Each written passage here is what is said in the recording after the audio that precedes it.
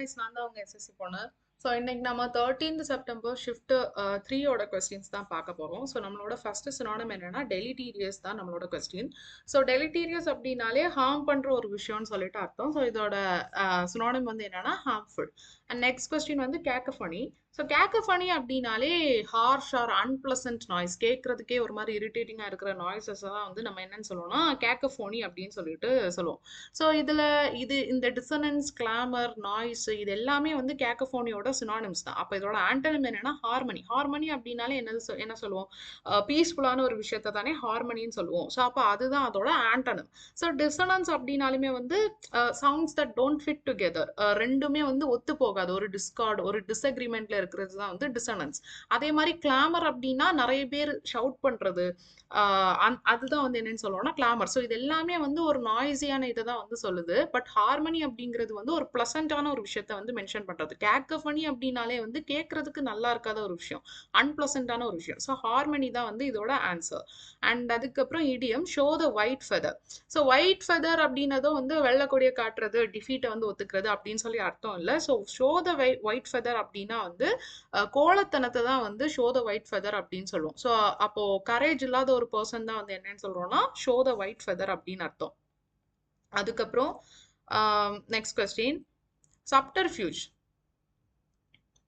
So சப்டர்ஃபியூஜ் அப்படின்னா deception. So ஏமாத்துறது தான் வந்து என்னன்னு சொல்றோம்னா சப்டர்ஃபியூஜ் அப்படின்னு சொல்றோம்.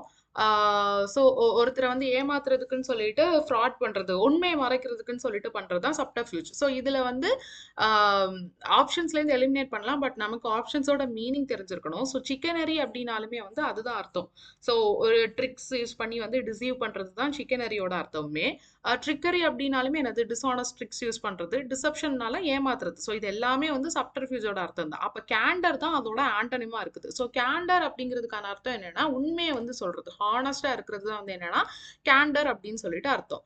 ஸோ அதுக்கப்புறம் கரெக்ட் ஸ்பெல்லிங் எடுக்கிறது. ஸோ இதில் நம்ம கொடுத்துருக்க ஆப்ஷன்ஸை பாருங்க. Phyto remediation. இதில் ரெமெடி அப்படிங்கிறதுக்கான ஸ்பெல்லிங் வந்து நமக்கு தெரியும், REMEDY. ஸோ அதை வச்சே மற்ற ஆப்ஷன்ஸ் எல்லாம் எலிமினேட் பண்ணிடலாம். மீதி இருக்கிற ஆப்ஷன் என்னது? இதுவும் first one and fourth one மட்டும் தான் இருக்குது. ஆனால் எல்லாத்துலேயுமே ஃபைட்டோ TOன்னு வருது, ஆனால் இங்கே மட்டும் ஓ வரல இல்லை. ஸோ அதை வச்சு இதையுமே நீங்கள் எலிமினேட் பண்ணிடலாம். ஸோ அப்போ அதோட ஆப்ஷன் என்ன, ஆன்சர் என்ன அப்படின்னா ஃபைட்டோ ரெமிடியேஷன். பிளான்ஸ், லைவ் பிளான்ஸை யூஸ் பண்ணி இந்த மாதிரி சாயிலில் இருக்கிற கண்டாமினன்ஸை வந்து கிளியர் பண்ணுறதுக்கான ப்ரொசீஜர் தான் வந்து என்னன்னா ஃபைட்டோ ரெமிடியேஷன் அப்படின்னு சொல்கிறோம். ஸோ அதுக்கப்புறம் அடுத்த question, one word substitute for a professional who prepares maps. So map prepare பண்ணுறவங்களோட ஒன் வேர்ட் சப்ஸ்டியூட் தான் கேட்டிருக்காங்க. ஸோ டோபோகிராஃபர், கார்டோகிராஃபர், அதை வச்சு நீங்கள் கன்ஃபியூஸ் ஆகக்கூடாது. ஸோ ஆக்சுவலாக மேப்பை ப்ரிப்பேர் பண்ணுறது யாரு அப்படின்னா கார்டோகிராஃபர். அப்போ இந்த டோபோகிராஃபர் அப்படிங்கிறது என்னன்னா கிரவுண்ட் லெவலில் வந்து சர்வே எடுக்கிறவங்க. ஸோ ஒரு சர்வே எடுத்து ஒரு டெரைனோட ரா அண்ட் ப்ரிசைஸ் மெஷர்மெண்ட்ஸை வந்து கொடுக்குறது. ஸோ அந்த ஏரியாவில் இருக்கிற ஹில்ஸு, அந்த மாதிரி அதில் இருக்கிற எக்ஸாக்ட் ஷேப்பை வந்து கேப்சர் பண்ணுறது தான் இந்த டோபோகிராஃபர். பட் கார்டோகிராஃபர் அப்படிங்கிறவங்க வந்து இந்த மாதிரி ஜியோகிராஃபிக்கல் அண்ட் சேட்டலைட் டேட்டா எல்லாம் யூஸ் பண்ணி அதை வச்சு நமக்கு நேவிகேட் பண்ணுறதுக்கான மேப்பை வந்து ப்ரிப்பேர் பண்ணுறது யார் அப்படின்னா கார்டோகிராஃபர். ஸோ மேப்பை ப்ரிப்பேர் பண்ணுறதுனாலே கார்டோகிராஃபர் தான். அதே மாதிரி ஜியோடெசிஸ்ட், ஜியோனாலே எர்த் தானே. ஸோ அப்போ ஜியோடெசிஸ்ட் அப்படின்னா எர்த்தை வந்து மெஷர் பண்றது, அதோட சைஸ், ஷேப்பு, பொசிஷன். ஸோ அந்த மாதிரி படிக்கிறது தான் வந்து ஜியோடெசிஸ்ட். அப்புறம் ஆர்கைவிஸ்ட். ஆர்கைவ் அப்படின்னாலே என்னது, இந்த மாதிரி ரெக்கார்ட்ஸ் எல்லாம் கலெக்ட் பண்ணி அதை மெயின்டைன் பண்ணி ப்ரிசர்வ் பண்றது தான் வந்து என்னன்னா ஆர்கைவிஸ்ட் அப்படின்னு சொல்றோம். அதுக்கப்புறம் select the correct option. Each of the data sets dash been anonymised before release. So each வந்துச்சுனாலே, ஈச்ங்கிறது என்னது, singular subject. So singular subjects இருந்துச்சுன்னா சிங்குலார் வேர்பு தானே வரும். ஈச் அப்படின்னா ஒன்னொன்னையும், ஒருத்தையும் ஸ்பெசிஃபிக்காட்டு ஒன்னொன்னா மீன் பண்றது. ஸோ அப்போ அது தனித்தனி விஷயங்களை சொல்றதுனால அது சிங்குலார் சப்ஜெக்ட்.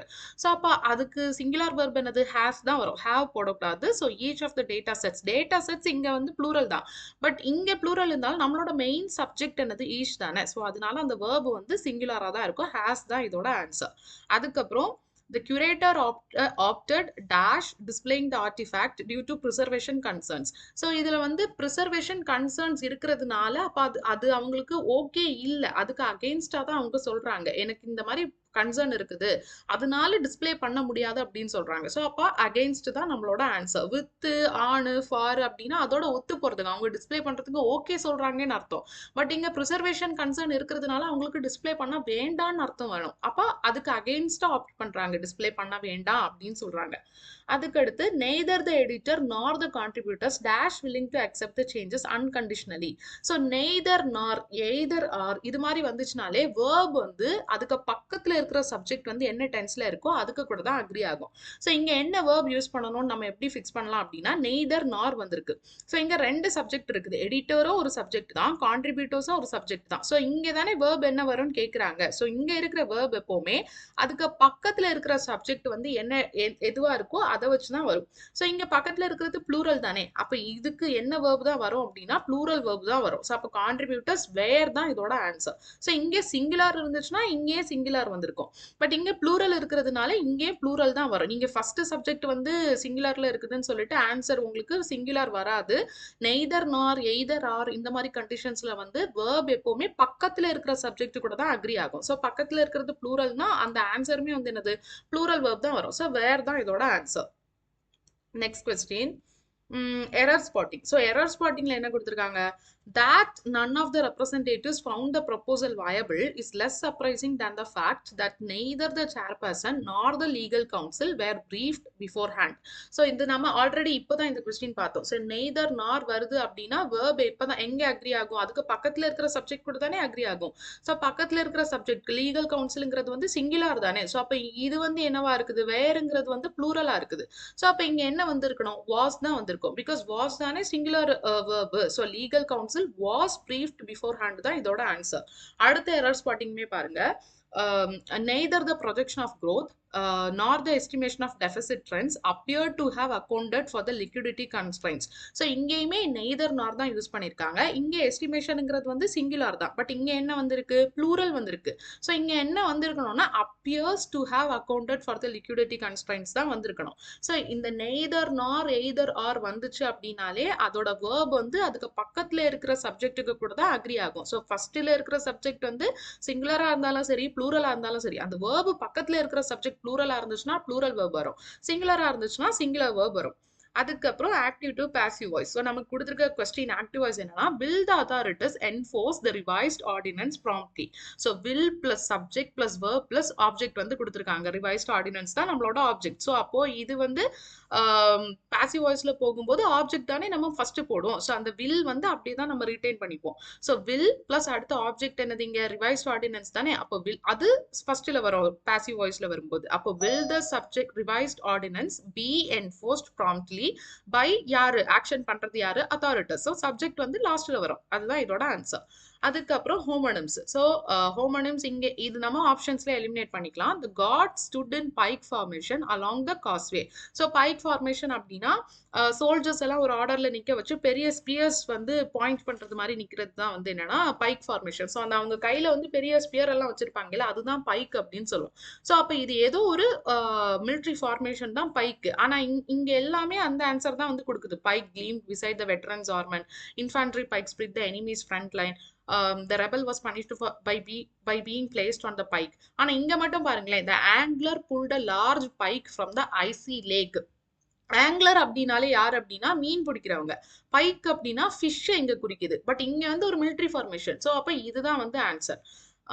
அதுக்கப்புறம் அடுத்த கொஸ்டினுமே வந்து passive to active voice. The package will have been delivered by the courier before 5 PM. So இந்த பாசிவ் வாய்ஸை ஆக்டிவ் வாய்ஸ் ஆட்டு மாற்றணும்.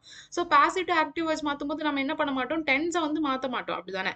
ஸோ அப்போ இங்கே வில் ஹாவ் பீன் வந்துச்சுன்னா இங்கேயும் வில் ஹாவ் தான் வந்திருக்கும். அப்போ இங்கே வந்து த கொரியர் தான் வந்து என்னது? நம்மளோட சப்ஜெக்ட். நீங்க வந்து பேக்கேஜ் வந்து சப்ஜெக்ட்னு நினைக்க கூடாது. அப்போ த கொரியர் அவங்க தானே ஆக்ஷன் பண்றது. அப்போ த courier will have delivered the package before 5 PM.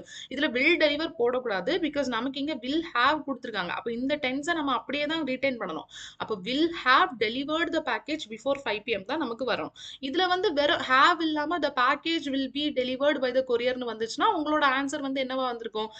The courier will deliver the package before 5 PM வந்திருக்கும். பட் இங்க நமக்கு நமக்கு ஹேவ் கொடுத்துருக்காங்க. அப்போ அந்த டென்ஸை நம்ம சேஞ்ச் பண்ணக்கூடாது இல்லையா?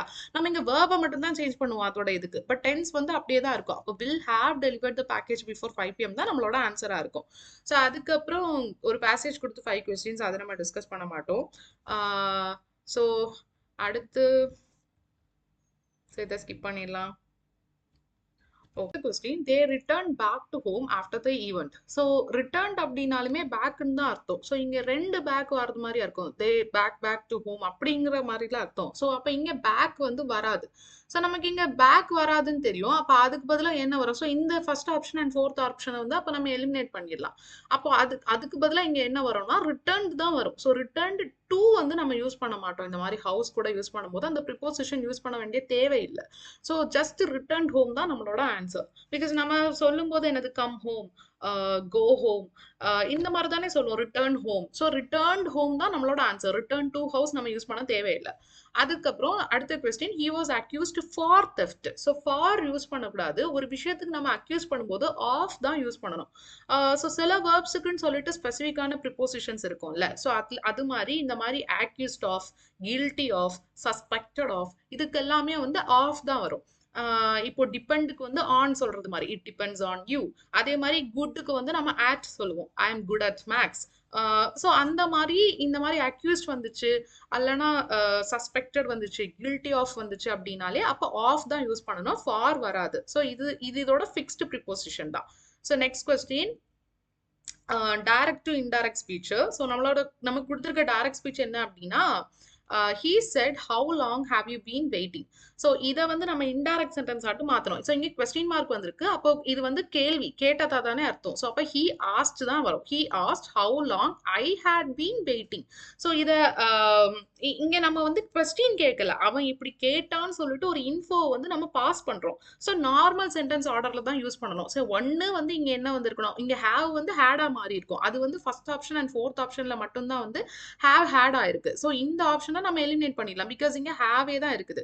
ஏன் வந்து had I been waiting use பண்ணாமல் I had been waiting use பண்ணுறோம் அப்படின்னா, இந்த இன்ஃபர்மேஷனை நம்ம இன்னொருத்தர்கிட்ட பாஸ் பண்ணுறது மாதிரி தானே. ஸோ இது நார்மல் ஸ்டேட்மெண்ட்டாக தான் வருது. ஸோ ஸ்டேட்மெண்ட் நார்மல் சென்டென்ஸில் நம்ம சப்ஜெக்ட் ப்ளஸ் வெர்பு தானே யூஸ் பண்ணுவோம், வேர்பு ப்ளஸ் சப்ஜெக்ட் யூஸ் பண்ண மாட்டோம்ல. இங்கே வந்து ஹெல்பிங் வேர்பு ஃபர்ஸ்ட் வந்திருக்கு, அதுக்கப்புறம் சப்ஜெக்ட் வந்திருக்கு. ஸோ நம்ம இது நார்மல் சென்டென்ஸாக எழுதினா போதும். ஸோ இங்கே ஃபர்ஸ்ட் சப்ஜெக்டை போட்டுட்டு அதுக்கப்புறம் வேர்பு போட்டால் போதும். ஸோ இதுதான் நம்மளோட answer. he asked how long I had been waiting. So அதுக்கப்புறமும் direct to direct speech. So நம்மளுக்கு கொடுத்துருக்க இன்டைரக்ட் ஸ்பீச் என்னன்னா, the coach said that the players were improving with each match. So இதை டைரக்டாட்டு மாற்றணும். ஸோ இதுதான் correct answer. இதில் தப்பாக கொடுத்துருக்காங்க.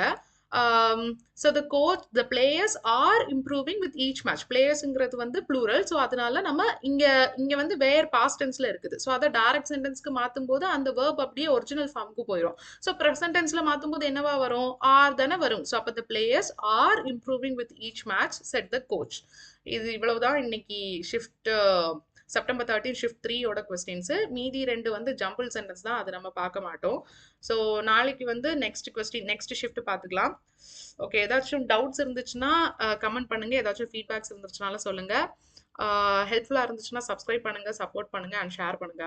பாய் பாய்.